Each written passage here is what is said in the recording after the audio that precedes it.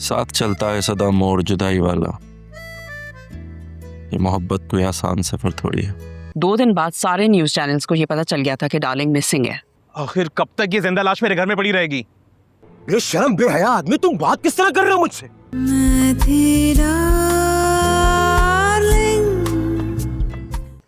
तो उसके बाद अगले 10 दिन तक जुनैद डार्लिंग और गार्ड के साथ उसी हट पे रहा। नहीं, फिर कहाँ गए वो? हट तो बहुत सेफ जगह थी उन लोगों के लिए। हाँ जगह काफी सेफ थी, लेकिन उस यूट्यूबर की वजह से हमारा सारा प्लान खराब हो गया। 2 दिन बाद सारे न्यूज चैनल्स को ये पता चल गया था कि डार्लिंग मिसिंग है। इसका मतलब उस यूट्यूबर ने तुम्हारा काम मुश्किल कर दिया। ये खबर सुन के राने परेशान हो गया था और वो मुझे भी अपसेट कर रहा था, बट मुझे जुनैद पे काफ़ी ट्रस्ट था। कैसे ना होता, इश्क में पागल जो था वो।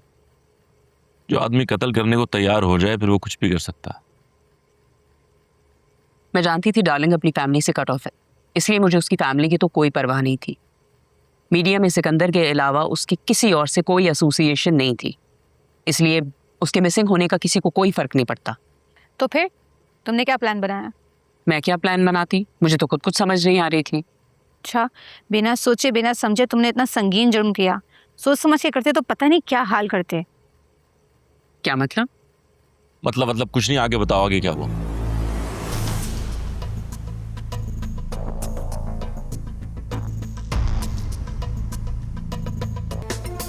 रोशनी, मुझे बहुत डर लग रहा है, हम सब पकड़े जाएंगे। अच्छा तो क्या करें? डार्लिंग को छोड़ दें ताकि वो बाहर जाके सबको ये बोले कि 3 दिन हमने उसे किडनैप करके रखा है, उसके बाद हम दोनों बच जाएंगे। तो क्या करें? एक तो ये मनूस न्यूज चैनल वाले पता नहीं कहां कहां से कॉलें कर रहे हैं और पूछ रहे हैं कि डार्लिंग कहां मिसिंग है। अरे भाई तो इग्नोर करो ना उन्हें, उनका तो काम है। मुझे भी कॉल किया उन लोगों ने, जस्ट इग्नोर देम। अब कॉल कौन कर रहा है? Junaid, 1 minute. Hello. Sikandar knows darling is missing. News went out. लो जी। आखिर कब तक ये जिंदा लाश मेरे घर में पड़ी रहेगी? जब तक सिकंदर वापस नहीं आ रहा। और वो पता नहीं कब आएगा। आ गया मैसेज, सिकंदर सैटरडे नाइट को आ रहा है। फिर अब क्या होगा? अब वही, डार्लिंग को हम हफ्ते को दिन में ही हट ले जाएंगे, लेकिन सिकंदर के हट पर नहीं, उसके बराबर वाले हट पर। बाकी का प्लान एज इट इज। कौन सा प्लान? मुझे तो पहले का प्लान भी याद नहीं है। वही, सिकंदर के आने के बाद गार्ड मेरे इशारे पर लाइट्स ऑफ कर देगा। मैं सिकंदर की ड्रिंक में बेहोशी की दवा मिला दूंगा। एक दफ़ा सिकंदर बेहोश, बाकी का सारा काम आसान। अभी तक सिकंदर व्हाट्सएप पे कांटेक्ट कर रहा था, लेकिन जैसे ही वो कराची पहुंचेगा वो कॉल करेगा। Good question. Sikandar late night पहुंचेगा और मैंने डार्लिंग बनकर पहले ही कह दिया है कि मैं पहले पहुंच जाऊंगी। फ़ोन ना लगने पर वो गार्ड को कॉल करेगा। गार्ड कह देगा कि डार्लिंग हट पर ही है और शायद सो रही है। अगर वो डायरेक्ट आ गया तो गार्ड उसे कह देगा कि डार्लिंग अब तक नहीं आई है। जब गार्ड ये कहेगा तो उसे शक होगा। नहीं, शक नहीं होगा। इतनी रात को वो शहर जाना मुनासिब नहीं समझेगा, थोड़ा इंतज़ार करेगा और अपना टाइम हमारे लिए काफ़ी होगा।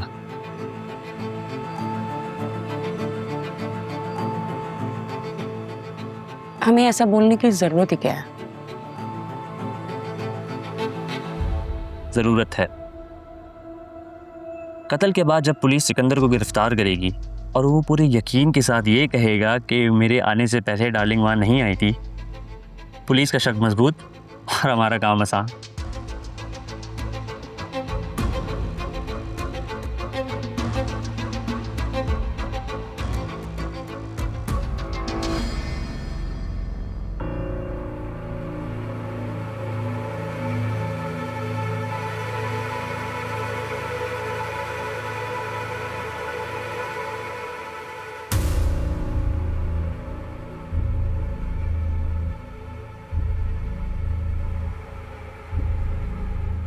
ये तो होश में आ रही है।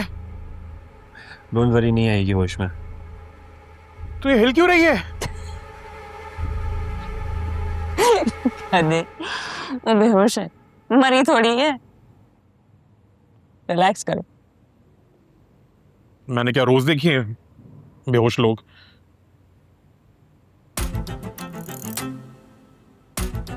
सही काम नहीं किया तुम लोगों ने।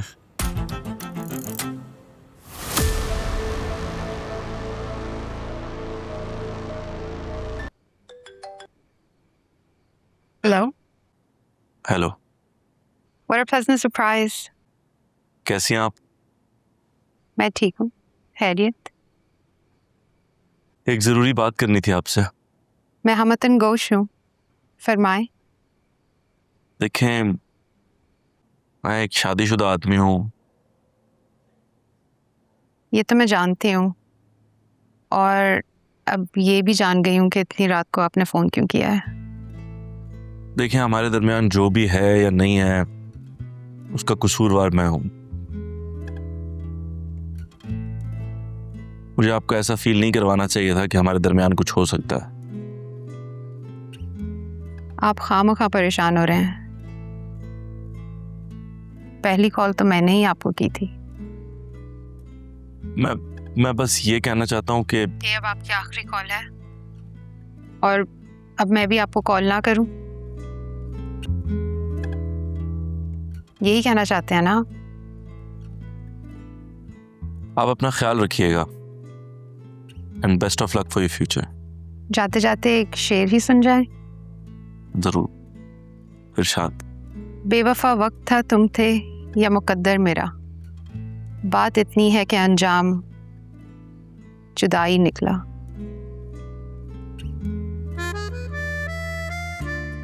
साथ चलता है सदा मोड़ जुदाई वाला।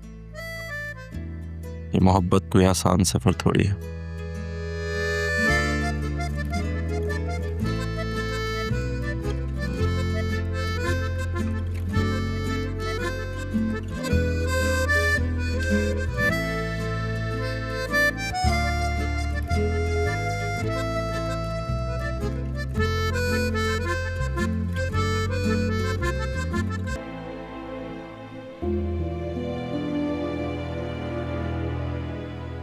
कल रात को कुछ कहना चाह रही थी?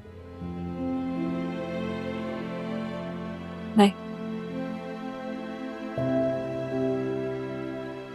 मैं कल फोन पे बात कर रहा था, तुमने कुछ सुना?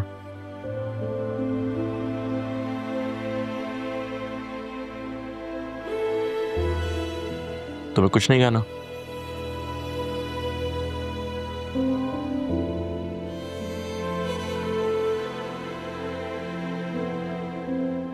मुझे कुछ कहना।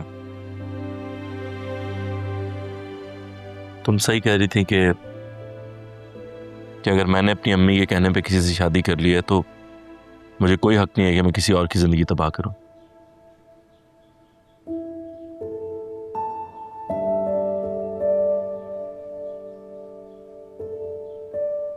तुमने उस दिन मुझे जिसके साथ देखा था, मैं कल रात को उसी से बात कर रहा था।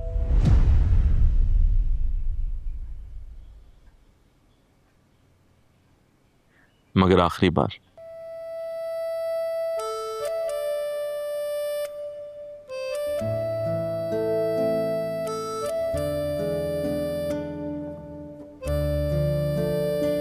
दो मुलाकातें काम की वजह से थी और एक नहीं। मैं भटक गया था। वो भी शायरी करती थी, मुझे भी शायरी का शौक था। शायद इसीलिए हमने 2-3 दफा फोन पे भी बात कर ली। मगर मैं बहुत शर्मिंदा हूँ। एक बार फिर बहुत शुक्रिया वकील साहब, आप थैंक यू। और बिलाल मियाँ, आपके लिए भी एक एडवाइस है। नेक्स्ट टाइम इन चीज़ों से परहेज कीजिएगा। राइट? ओके भाभी, अल्लाह हाफिज।